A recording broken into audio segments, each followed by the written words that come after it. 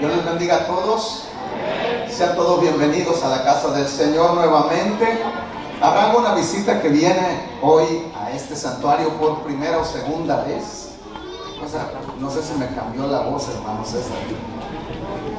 ¿Habrá alguien que nos visita por primera vez? Levanta su manita y le damos un buen aplauso. ¿Todos somos de casa? ¿Todos somos de casa? Todos somos de casa. Bueno, pues gloria a Dios. Sean todos bienvenidos. Vamos a orar para entrar a la palabra del Señor, hermanos. En esta noche damos gracias a Dios. Qué testimonios tremendos, tanto el de la hermana Juanita como el de la hermana Cecilia. Es verdad, solamente el que pasa la experiencia que ella, en el caso de nuestra hermana Juana, solamente ella sabe lo que se siente, nosotros todavía no. Gracias a Dios, porque siempre se supone que los hijos nos deben de sepultar, ¿verdad? Pero bueno, solo el Señor sabe las cosas.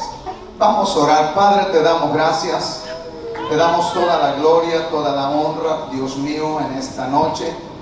Hoy vamos a hablar tu palabra, pero queremos suplicarte, Dios mío, que seas tú sembrando esta palabra en el corazón de cada uno de los que hoy se encuentran congregados en este lugar. Aquellos que nos estarán mirando a través de las redes sociales, te ruego, Dios mío, que también hables a su corazón, que la palabra dé su fruto al 30, al 60 y al 100 por uno. Gracias por el milagro de vida de nuestro hermano Adán Barragán, Señor, y por haber contestado la oración de todo un pueblo. Pero hoy te seguimos pidiendo por nuestro hermano Félix Serrano, por nuestra hermana Mara Villaseñor, por nuestra hermana Jennifer, por todos estos hermanos que se encuentran en necesidades.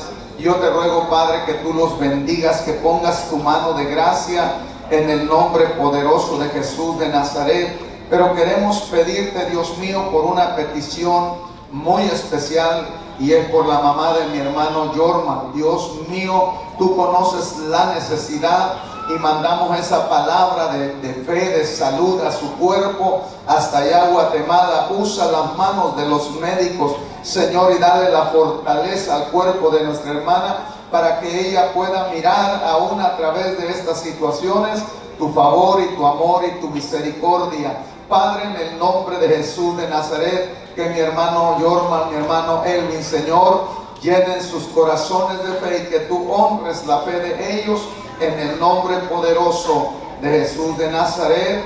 Amén y amén.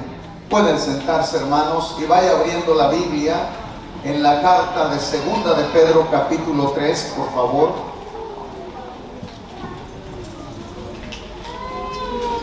Saludos a los hermanos que están ahí conectados en las redes sociales, y los que van a mirar después. También Dios les bendiga. Es una bendición siempre poder llegar hasta su hogar. Posiblemente usted está ahí sentadito disfrutando un buen platillo de comida o una buena taza de café, o sencillamente está ahí ayunando. Gloria a Dios. Segunda de Pedro, capítulo 3, versículo 9. Vamos a leer ahí, hermanos. ¿Está ahí, hermano? Dice: el Señor no retarda su promesa, según algunos la tienen por tardanza, sino que es paciente para ¿con quién? Para con nosotros, no queriendo que ninguno perezca, sino que todos procedan al arrepentimiento. Diga conmigo: sino que todos procedan al arrepentimiento. Vuelvo a repetir conmigo: sino que todos procedan al arrepentimiento. Por última vez: sino que todos procedan al arrepentimiento. Cuando hablamos de salvación o del plan de salvación, hermanos, creo que la palabra arrepentimiento tiene una estructura muy importante, o el fundamento más importante acerca de lo que es salvación. Y yo quisiera pedirles que hoy nos preste atención. El capítulo 3 de Segunda de Pedro es uno de los capítulos más controversiales para algunos intérpretes de la palabra de Dios. Y es que este capítulo 3 de Segunda de Pedro es un capítulo que habla cosas muy profundas y muy misteriosas para muchas gentes. Es uno de los capítulos, hermanos, en donde el apóstol comienza hablando de burladores, comienza hablando de situaciones adversas, pero también nos habla de ese tipo de personas que vendrían a tratar de dañar el fundamento de la fe del pueblo de Dios en estos últimos días. Gracias, mi hermano Juanito. Y estos burladores que habla este capítulo siempre se han preguntado cuándo van a ser arrebatados esos locos al cielo. Siempre están hablando que van a ser arrebatados, pero nunca se da ese caso. Es decir, el acontecimiento que ellos tanto hablan, ¿dónde está? No es real, no existe. Pero nosotros creemos que Cristo viene por la iglesia. Y ellos dicen, siempre están hablando del advenimiento, pero no se da. Pedro tiene que recurrir a decir que 1000 años nuestros para Dios es como un día. Dando a entender que el ser humano es finito, pequeñito. Porque Dios no se mide por tiempo. Amén, hermanos. Y les hace una historia diciendo estos ignoran voluntariamente los misterios de Dios. Y Pedro acaba diciendo en ese verso 9, hermanos, el Señor no retarda su promesa, según algunos la tienen por tardanza, sino que es paciente para con nosotros los seres humanos.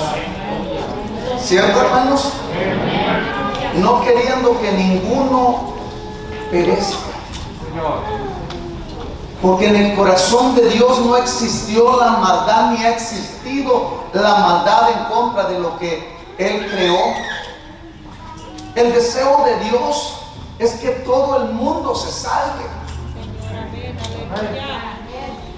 Y lo dice claramente, sino que es paciente para con nosotros, no queriendo que ninguno perezca, sino que todos procedan a ¿qué, hermanos? Al arrepentimiento.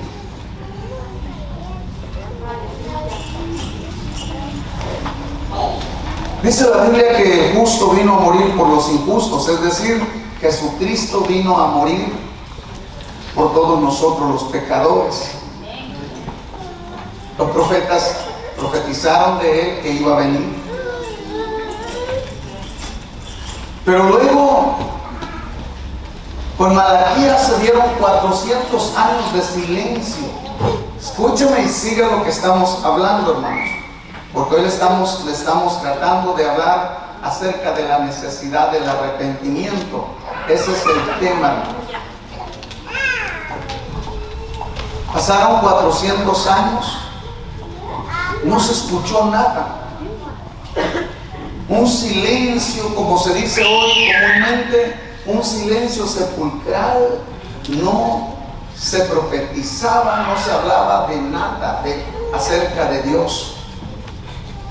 Había algunos judíos, los macabeos, toda esta gente, pero no había profecía de parte de Dios hacia el Nuevo Testamento, no existía. Pero de repente Dios levanta a un hombre llamado Juan. Y mire que curiosamente este hombre llamado Juan, la predicación de él no era acerca de la fe, era acerca del arrepentimiento.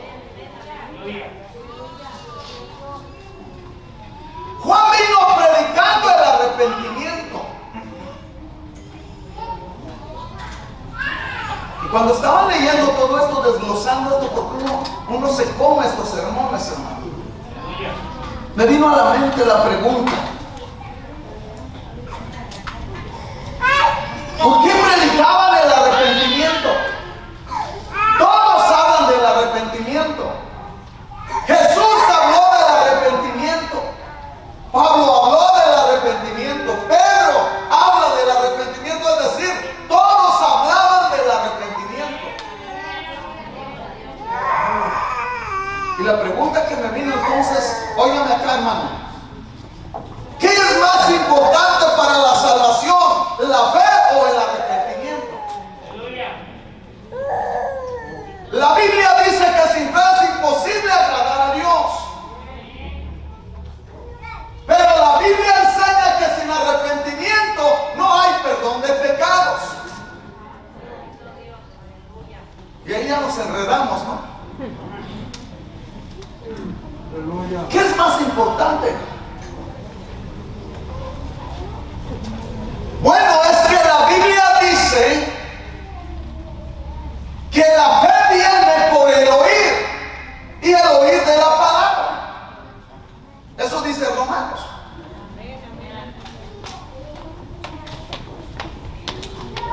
Pero el arrepentimiento no viene por el oír, sino que podemos decir que el arrepentimiento viene por confrontación. Cuando alguien viene y te dice lo que estás haciendo mal. Dios es bueno.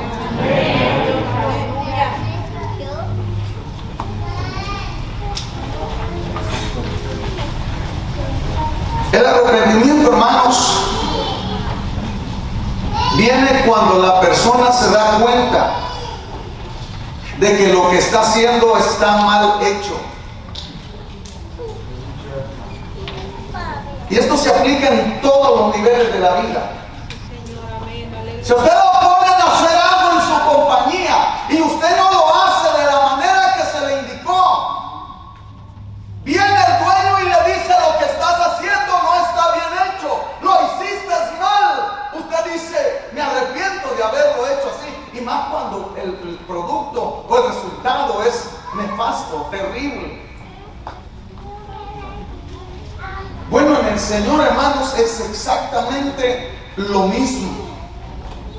El arrepentimiento llegará a la persona cuando alguien le explique que lo que está haciendo es desagradable a los ojos de Dios y esta persona reconozca que es pecador o que tiene pecados y que se tiene que arrepentir de ellos.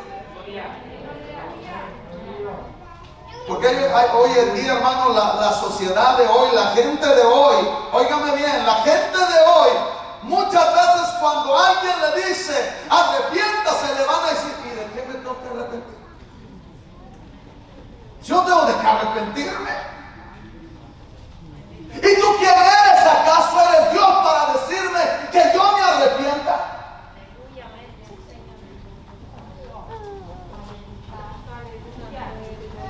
Porque la gente, hermanos, no recapitula en su mente de que sencillamente Dios dice que toda transgresión a la ley de Dios es pecado.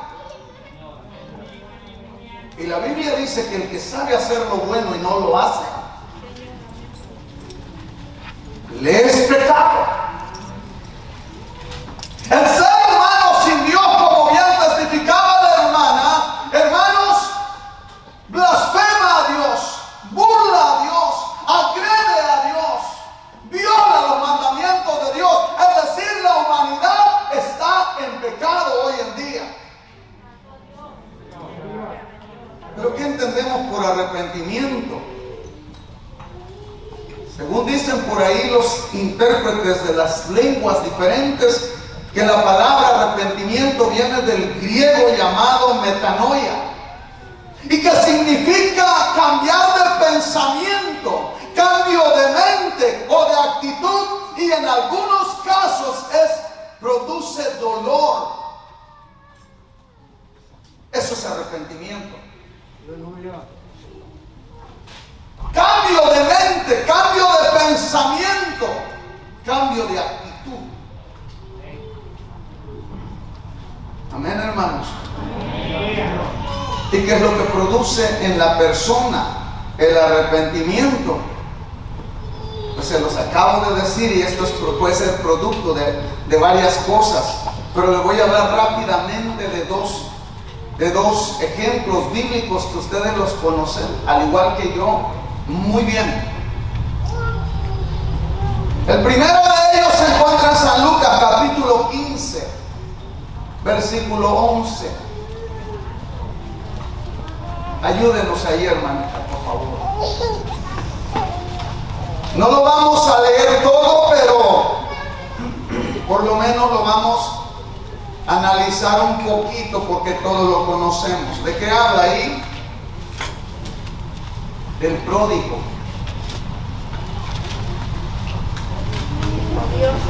Este era un muchacho joven, rebelde, soberbio, arrogante, que desafió la autoridad de su padre en todos los aspectos y en todos los niveles. ¿Está aquí o se está durmiendo, hermano?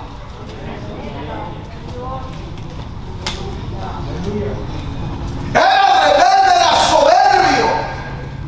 Posiblemente muchas veces el padre le dijo: lo que estás intentando hacer, hijo, no está bien, está mal, te va a ir mal en la vida. Pero él dijo: no, yo quiero mi herencia, a mí me da mi herencia y yo me voy, no soporto más que me manden, no quiero ir más a la iglesia, no quiero ser más cristiano, yo me voy de la casa. Y se fue, hermanos. No entendió, ofuscado por su ira, ofuscado por su orgullo, no entendió que estaba actuando mal.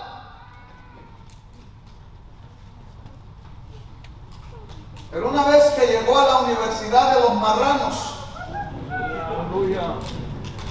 a donde no oía el idioma de él, pero miraba los hechos, aquellos puercos le dieron una enseñanza a este joven que jamás se le olvidó. Estando ahí mendigando y sin alimento en la barriga, él pensaba: estos cerdos son más bienaventurados que yo.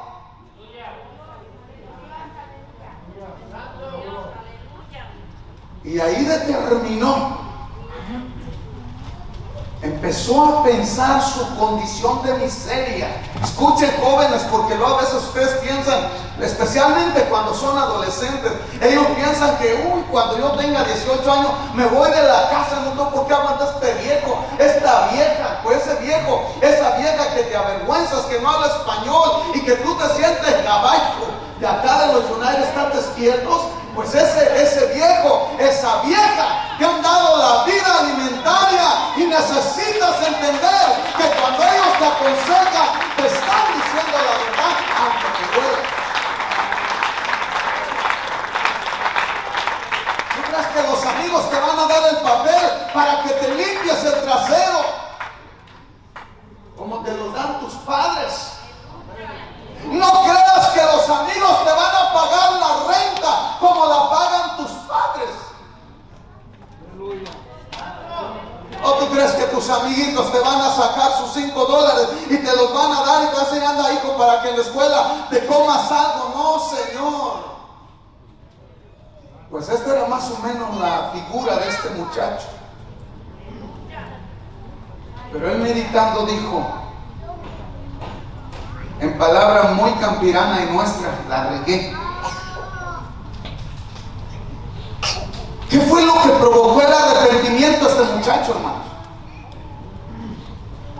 El ver su necesidad.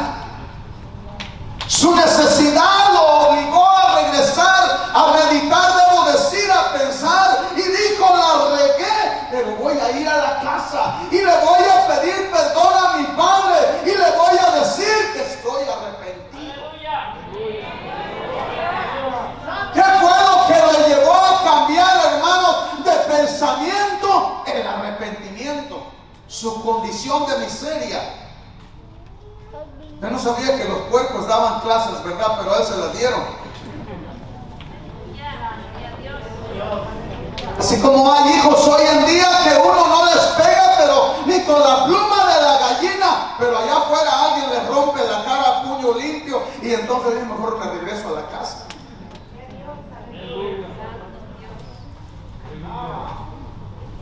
El segundo ejemplo, hermanos, de arrepentimiento lo tenemos en San Mateo 27. Vaya conmigo, por favor. Y a su nombre. Ya estamos despiertos, hermanos. Ya se me está calentando el cuerpo ahora sí. Es que yo soy como los molinos viejos, ¿verdad? ¿Alguien se acuerda de esos molinos cuando molían el nixtamal? ¿Se acuerdan? A ver, hermanos, en el rancho, ¿cómo nos acordaron? Cuando empezaba el ingrato molinillo, ¿se acuerdan? Y eran las comadronas chismorreando, ¿eh? San Mateo 27, 3. Bendito Dios.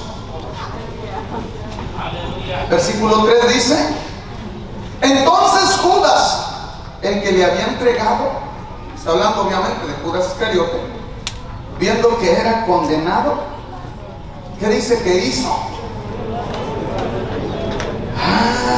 Se arrepintió Judas. Un discípulo que caminó con Jesucristo, que vio la gloria de Dios gracias a Jesucristo. Escuche, pero que siempre tuvo un corazón lleno de avaricia y de maldad.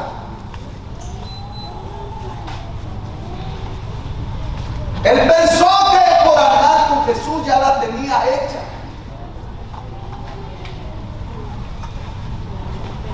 Pero su corazón era malo, hermano. Aleluya. Este hombre, Judas, óigame bien, Judas, siempre saludaba al maestro con ósculo santo. El beso en la mejilla, siempre. Porque esa era la costumbre de aquella época. No, y nos damos los hombres un beso en la mejilla y no va a faltar quien diga esto. Yo creo que son, ¿para qué lo digo? Entonces era la costumbre, hermano. Siempre lo saludaba, estaba con él cara a cara. Pero ya en su corazón se gestaba día a día ese mal que había en su corazón o que lo alimentaba, que se llamaba la avaricia. Al ver la oportunidad, sabemos que la Biblia dice que fue y lo vendió por 30 monedas de plata. Que por cierto, en aquella época la plata valía un poco más que el oro. Pero ¿qué dice la Biblia? Que el hombre, lo que acabamos de leer, una vez que vio que Jesucristo era condenado, ahí está diciendo la palabra, dice que regresó arrepentido de devolver el dinero. ¿Qué fue lo que provocó en Judas que se arrepintiera? ¿Están acá entendiendo el punto, hermanos? ¿Qué fue lo que produjo arrepentimiento en Judas? El ver que a Jesús le rompieron la cara a golpes. El ver que a Jesús lo acusaban de delitos, le buscaron, le fabricaron gente que hablara en contra de él, y entonces al mirar que Jesucristo no hablaba y que era limpio de culpa y de pecado, eso le provocó en él pesar.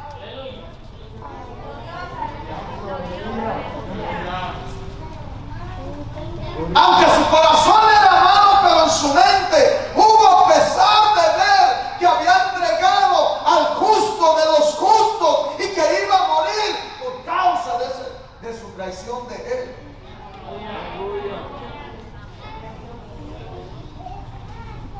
Entonces, al pródigo lo obligó a arrepentirse. arrepentirse su condición de miseria,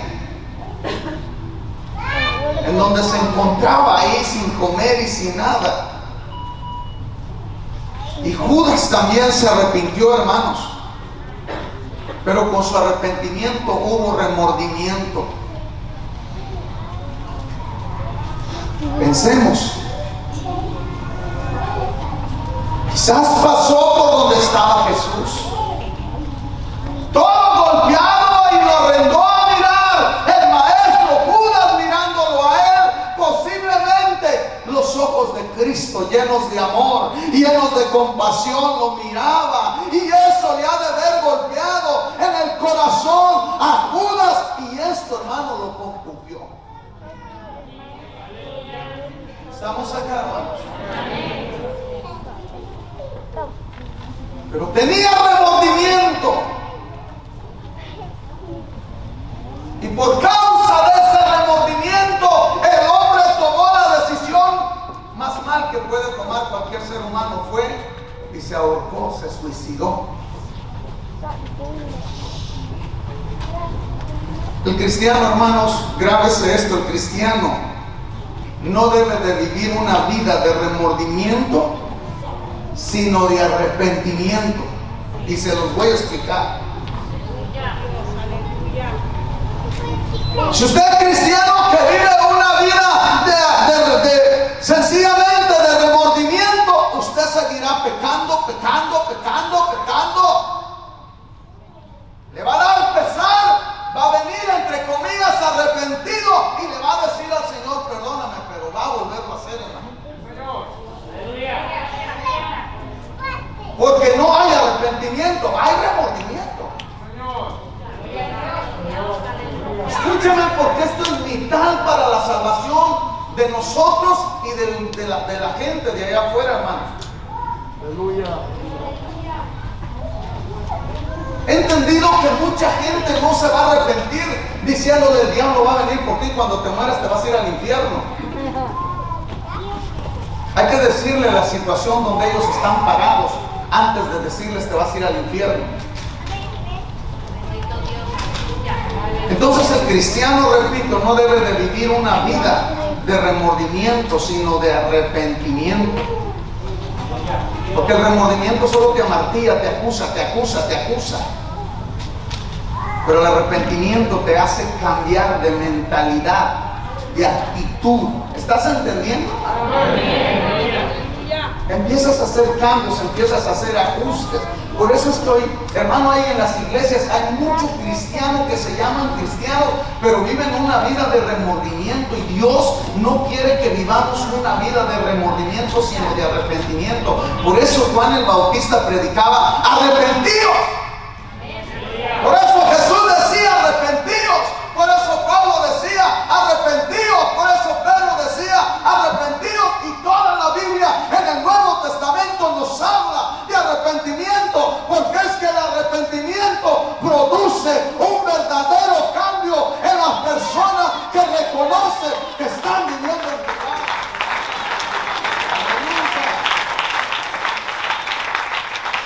Amén.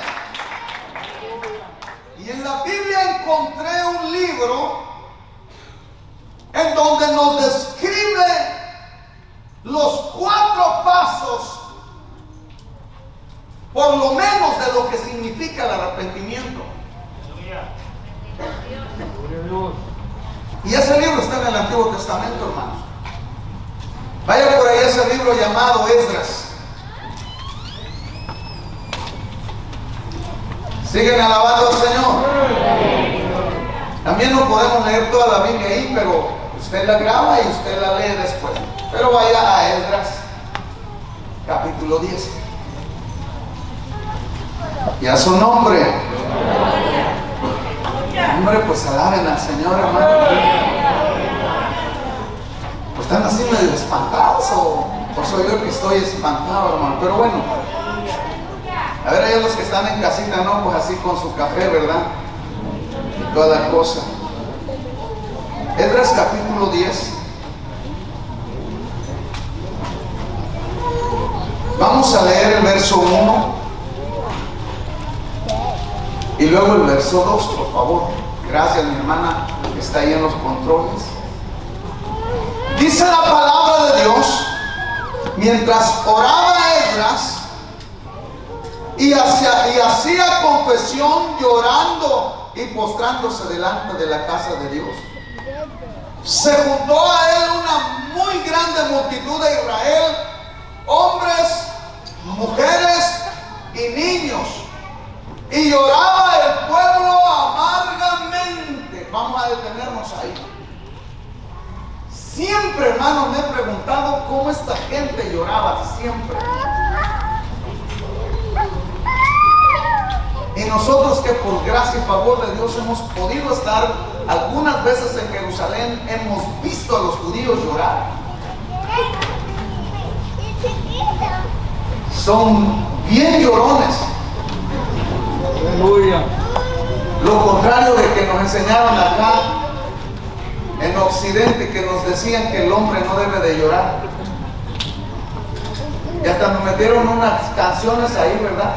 Que el hombre no debe de llorar.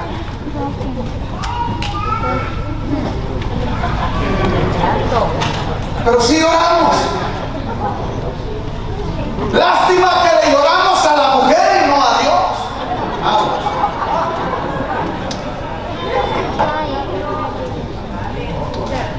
Que la mujer al final del día nos va a abandonar o se nos va a adelantar o lo que sea, pero cuando le lloramos a Dios, entonces esas lágrimas, hermano, son como aroma agradable a la presencia de Dios Todopoderoso.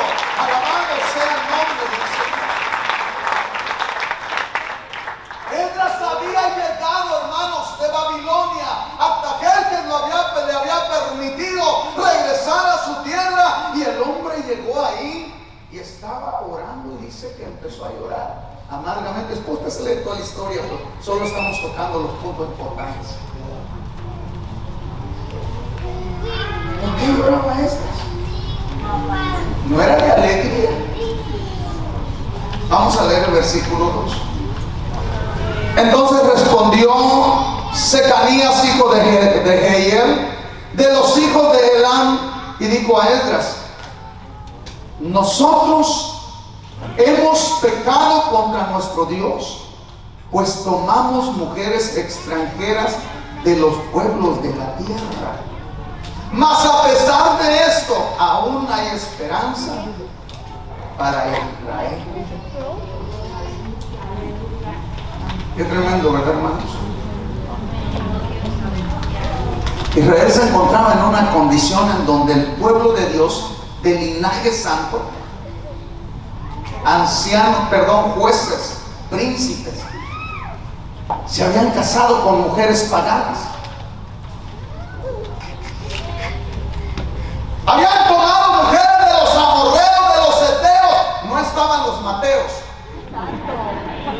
pero sí estaban los egipcios ahí.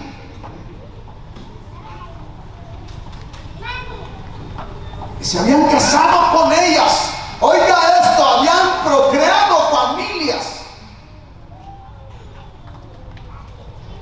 Cuando Esdras llega, la Biblia dice, hermano, la palabra de Dios enseña desde el capítulo 9, usted lo lee en su casa. La Biblia dice que cuando Esdras venía saliendo del cautiverio de Babilonia, dice que él había preparado ya su corazón para inquirir o preguntar sobre la ley de Jehová y cumplirla, porque ya Esdras sabía que algo había mal en Jerusalén. El pecado apestaba hasta allá donde él estaba, y él venía y dijo: yo voy a preparar mi corazón y voy a llegar a mi tierra y voy a investigar acerca de la ley de Jehová y la voy a poner por obra, la voy a implementar. La Biblia dice que llegaron a Jerusalén y descansaron 3 días. Que en aquel entonces no había avión, hermano, no había el tren, no había ahí la 4x4 que traemos por ahí. No había eso, hermano, eran puros camellos, caballos, burros, asnos. Pues descansaron 3 días, y la Biblia dice que al cuarto día agarraron y empezaron a sacar la plata, el oro, los utensilios, y empezaron a hacer recuento de todas estas cosas el cuarto día, y las entregaron a los sacerdotes. Pero este hombre estaba padeciendo, Esdras, porque ese mismo cuarto día que él entrega todo esto, vienen y le informan del pecado tan grande que Israel estaba cometiendo. Sacerdotes, levitas, se habían convertido en impíos. La Biblia dice que tomaron mujeres de estas naciones impías, pero eso no era lo peor. Lo peor es que los sacerdotes estaban haciéndole culto a los dioses paganos, y la ira de Dios estaba sobre Israel. ¿Qué no se daban cuenta? Seguro que sí. Sí se daban cuenta. Pero no había arrepentimiento, es decir, estaban cómodos. Oh, está bien, no hay problema, Dios sabe, somos carne, pues teníamos que tomar una mujer, y las israelitas pues no son tan simpáticas como las egipcias. No, pues vamos a tomar de las egipcias. Al final ahí le pedimos perdón a Jehová, matamos algún animalito y el Señor nos tiene que perdonar. Es que Dios no funciona a nuestro capricho, hermano. Dios funciona bajo su ley de Él. Es Dios el que ordena, no el ser humano. Es Dios el que determina, no nosotros. Alabado sea el nombre del Señor, pues Él es muy santo. Es que la humanidad del día de hoy, en estos últimos días, tenemos un problema muy serio, porque pensamos que nosotros somos los que tenemos que doblegar a Dios por su amor que nos tiene, y no es así, hermano. Hicieron una junta extraordinaria, llamaron a los ancianos y se pusieron de acuerdo y dijeron: de aquí a 3 días nos vamos a reunir todos, y aquel que no llegue se le va a quitar la tierra y quedará desechado. No desecho, desechado. Es español. Se juntó todo el pueblo. Y Esdras estaba quebrantado. Y les empezó a hablar acerca de la ley de Dios. ¿Cómo es posible que ustedes hayan tomado mujeres impías? ¿Cómo es posible que ustedes hayan manchado el linaje escogido de Dios? ¿Cómo es posible que la casa de Dios está abandonada y ustedes andan haciendo culto a otros dioses? ¿Cómo es posible que ustedes hayan abandonado al Dios de verdad por adorar ídolos muertos?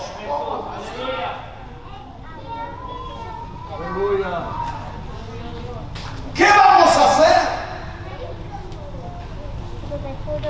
Les empezó a hablar, hermano, de su pecado de ellos. Y llegaron al acuerdo y dijeron: vamos a despedir a las mujeres, y vamos a despedirlas con todo y familia.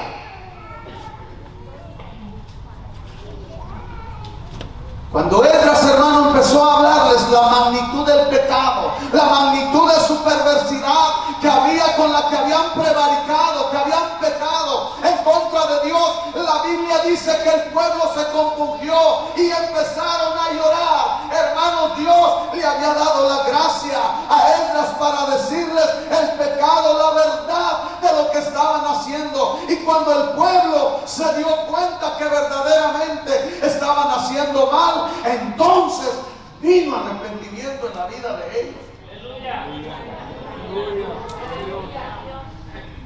¿Sabe qué es lo que hizo el pueblo? Reconocieron su pecado.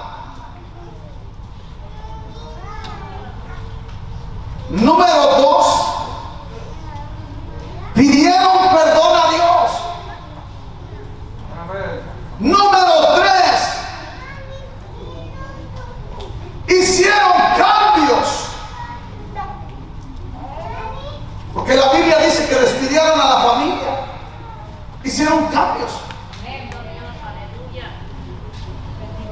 Dios, aleluya.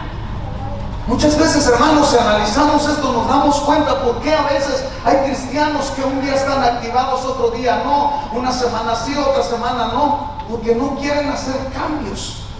Porque como hemos dicho, los cambios lastiman, los cambios duelen. Antes de yo ser pastor estaba acostumbrado a dormir, hermano, a las 8 estaba dormido en mi casa. ¿Qué tenía que estar yo peleando con la gente o escuchando a la gente? Pero cuando el Señor me llamó, empecé a hacer cambios.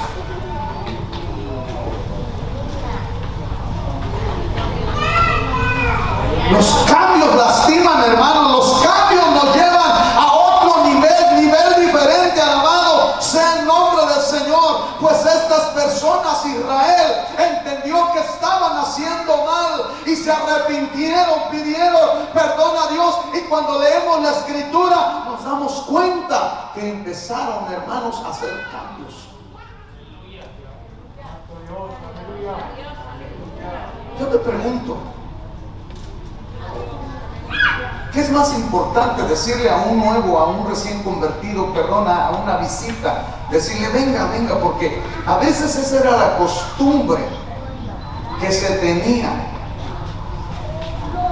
Gracias a Dios que aquí la logramos combatir. Venía alguien nuevo y, ándale, venga, reciba a Cristo, venga, reciba a Cristo. Y muchas veces por educación o respeto la gente pasaba, pero su conversión no era genuina, porque no estaba arrepentido. Aleluya.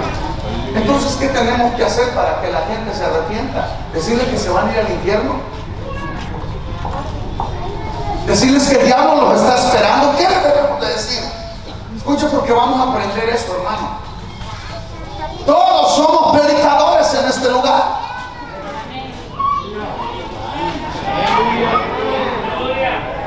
Ustedes están más cansados que yo, que estoy viejito. Todos somos predicadores. Pues ese edificio no es para adorno, es para trabajar en la viña del Señor. Hay muchas vidas que se están muriendo sin Cristo, y si no se han arrepentido es porque ellos creen que están viviendo bien delante de Dios. Pero la iglesia de Cristo debe de usar la estrategia, la gracia, la sabiduría para irle a decir, no estás viviendo bien, pero si te arrepientes, el Señor te puede dar vida, el Señor te puede.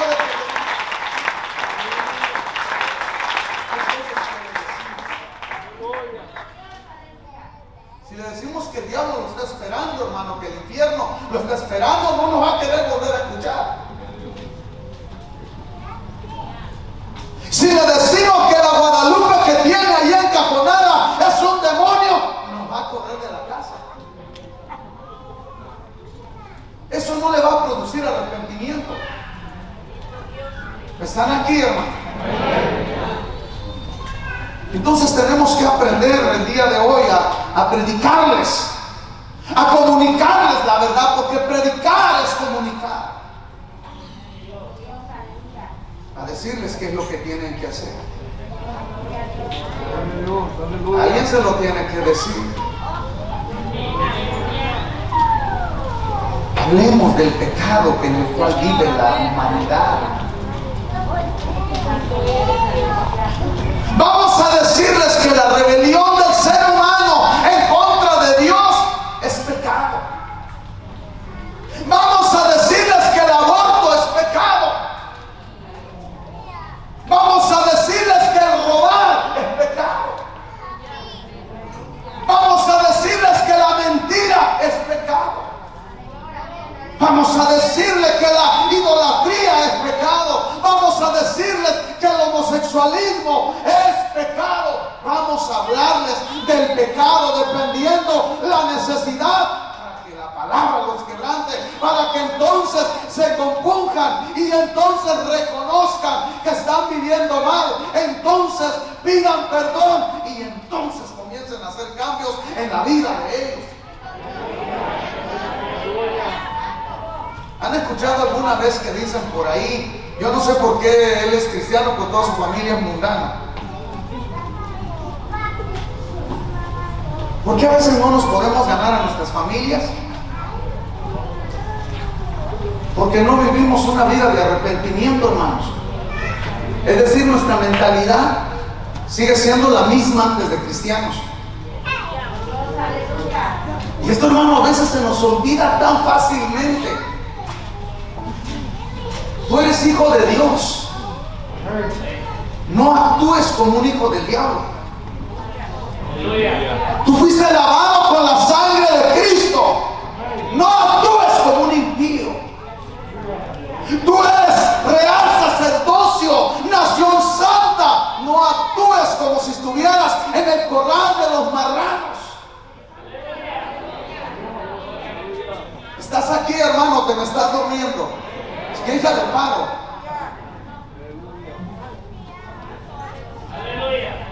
Tenemos que entender la postura nuestra, lo que somos delante de Dios, y no es para vanagloria, no es para soberbia, no es para orgullo, es para ensalzar el bendito nombre de nuestro Señor Jesucristo, que murió en la cruz del Calvario. A Él sea toda la gloria. Si los predicadores modernos habláramos esta palabra tal cual es, ¿cuánta gente se convertiría de verdad? ¿Cuánta gente estaría viviendo una vida diferente? Porque predicar mensajes de prosperidad hasta se los copian en el internet para hablarlos. Pero eso no cambia a la gente. Eso le despierta el morbo, eso le despierta la vanagloria de la vida, los deseos de los ojos. Pero esta palabra es viva, es eficaz, cambia, transforma, convierte el alma del pecador.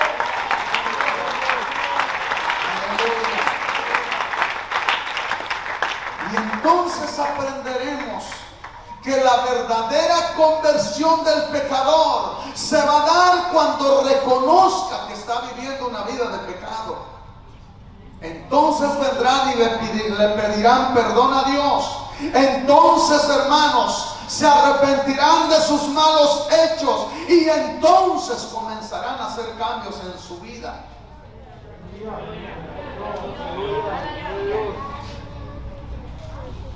Yo conozco una persona aquí en la iglesia. Aquí nació espiritualmente.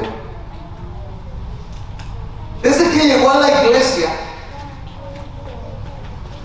se sentaba,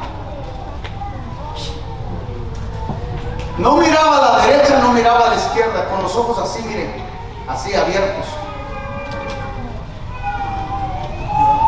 No dejaba pasar una sola palabra que ella... Yo deduzco que si miraba, el oído lo tenía afilado. Pero también conozco a más de uno que cómo se duermen en la iglesia.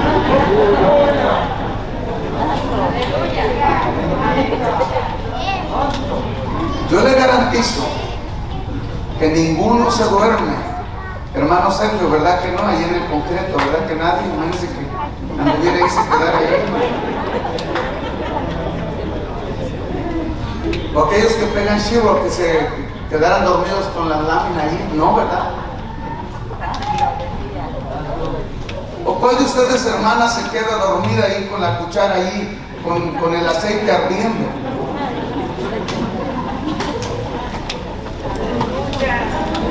¿Saben qué estamos tratando de decir? Cuando venga a la casa de Dios, acérquese más para oír la palabra.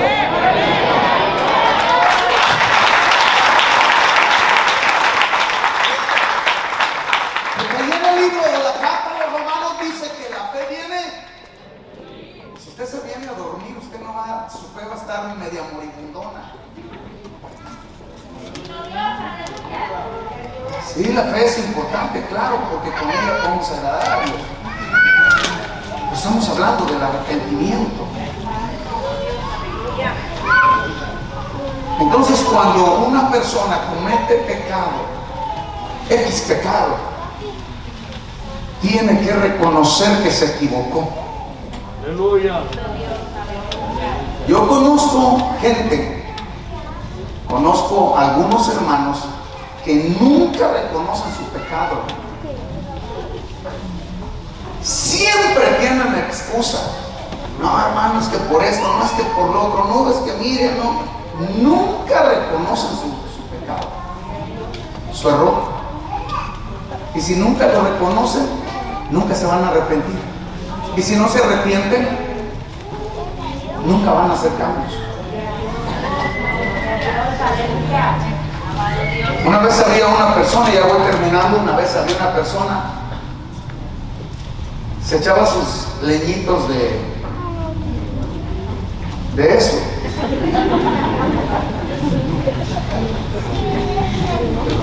Casi lo agarro con uno de ellos y le dije, ¿y sabe qué hizo? Se enojó tanto que casi me golpeó. Porque dijo, ¿quién le dijo a usted? Hermano, si yo me veo así como medio tontón, pero sí sé cuando se huele a eso.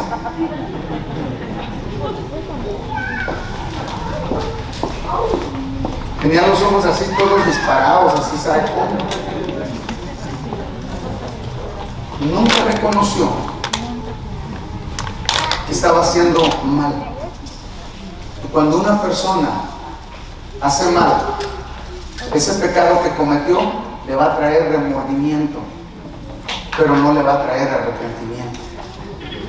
Porque el remordimiento te trae al altar a decirle, Señor, perdóname, sí me robé la herramienta que estaba allá, perdóname, Señor, pero ya no lo vuelvo a hacer, y la semana que viene te puedes traer otro desarmador. Pues solamente fue remordimiento, porque tu conciencia te acusaba.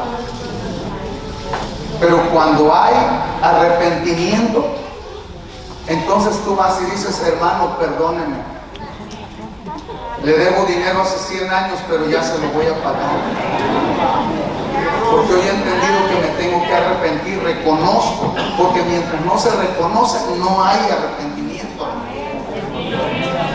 ¿Está entendiendo?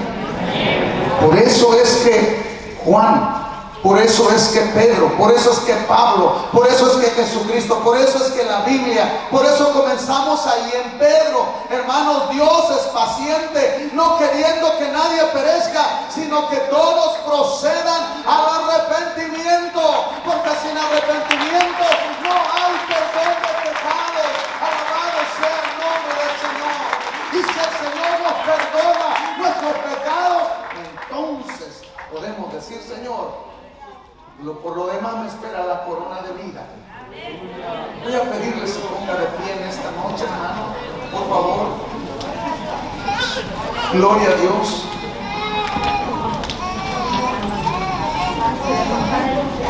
La Biblia dice, ahí en Esdras, léase el libro de Esdras, es una belleza de escritura. Toda la Biblia, pero en este caso hablando de este asunto es Esdras. Dice la Biblia que era tiempo de lluvias, llovía en aquellos años. Y dice que les iba a tomar tiempo para despedir a las familias. Y quiero usar este término, tiempo. Escúcheme, hermano. Tiempo. Quizás te va a llevar tiempo en ir haciendo cambios en tu vida, pero sí los podemos hacer. Sí los puedes hacer, hermano. Sí los puedes hacer. Pues Dios está contigo. Y no luego nos recitamos, todo lo puedo en Cristo que me fortalece. Entonces sí podemos. Sí podemos ir cambiando esa mentalidad de esclavitud que teníamos, que traemos de allá de Egipto. Sí la podemos cambiar, porque el Señor está con nosotros. El Señor nos compró a precio de sangre. Lo que Él está, hermano, interesado es que la gente de hoy entienda que el pecado los hace ser desagradables delante de Dios. Quizás te tome tiempo, pero ¿sabes qué? Dios va a hacer la obra. Yo sé que el hermano Carlos, Aquí mi hermano Carlos Aguilar López, hermano Carlos Vázquez, perdón, hermano. Le voy a pedir un favor a usted, hermano. Venga. Agarre ese micrófono de ahí, por favor. Yo siento ese deseo en mi corazón. Y nos ayuda a cantar suavecito ese canto del hermano X que canta: Dios siempre escucha tu oración. La oración es alimento. Ayúdenos ahí, hermanito César, usted que está joven. Vamos a orar por aquellos que nos están mirando aquí, que nos van a mirar allá, mientras los músicos se acomodan con el hermano. Oremos, y acá el coro pues nos acompaña, pero oremos, hermanos. Padre, yo te doy gracias, Señor, por aquellos hermanos que están ahí conectados. Oh Dios mío, mira las necesidades que hay. Tú conoces el corazón y cada una de las vidas que hoy está ahí, Padre, conectadas. Puede ser aquí cercano de la iglesia, puede ser a distancias en donde hay personas mirándonos conectadas. Yo te ruego, Padre, que tú te glorifiques, Señor, que tú toques, que tú sanes al enfermo y aquel que no ha traído, Padre, arrepentimiento a su alma, lo haga, Dios mío, en el nombre de Jesús, en el nombre de Jesús, en el nombre de Jesús, en el nombre de Jesús, en el nombre de Jesús. Te doy gracias, Padre, te doy la gloria y te doy la honra por ello, por Cristo Jesús, Señor nuestro. Espera, hermano, no corte todavía. Quiero pedirles que compartan esta palabra a todos los que están ahí. Por favor, hagan el sacrificio, entre comillas,